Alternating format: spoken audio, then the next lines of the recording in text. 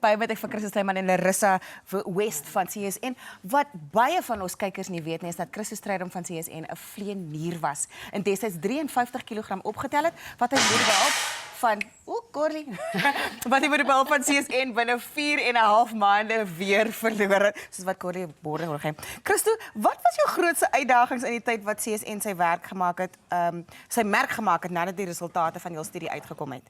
Kyk, jy moet onthou, vir 45 jaar het ek gesukkel om bewyse te bring om die standaardpraktyk ten opsigte van vetsig en diabetes wat die mediese wêreld moes gebruik op 'n diabetes en dit is teen hulle wat ek moes beklei in die studie. Nie beklei nie, maar uitgedaag het.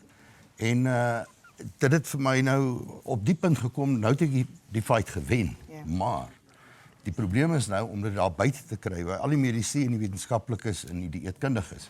Maar hier is die eerste dieetkundige, Larissa, baie suksesvol. Wat het hulle gedoen om jou aan boord te kry? Jong, kyk, ek is al 15 jaar lank 'n dieetkundige en dan hier gee ek my ouderdom weg. Ek het vasgeglo dat enige dieet wat klink of dit te goed is om waar te wees, is. En gelukkig moes ek daardie woorde sluk, want 'n paar jaar gelede is ek ingeboek by 'n CSN detox kamp.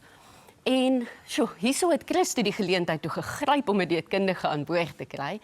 Maar dit was ook 'n keerpunt in my loopbaan gewees. Ek was geseënd genoeg om self te sien hoe diabetes hul insulienbehandeling staak binne 'n kwessie van 'n paar dae.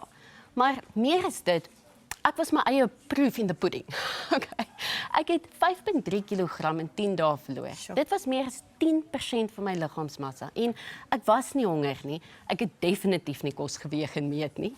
En ek kan met 'n skoon gewete sê, 2,5 jaar later is ek steeds by doelgewig. My vet.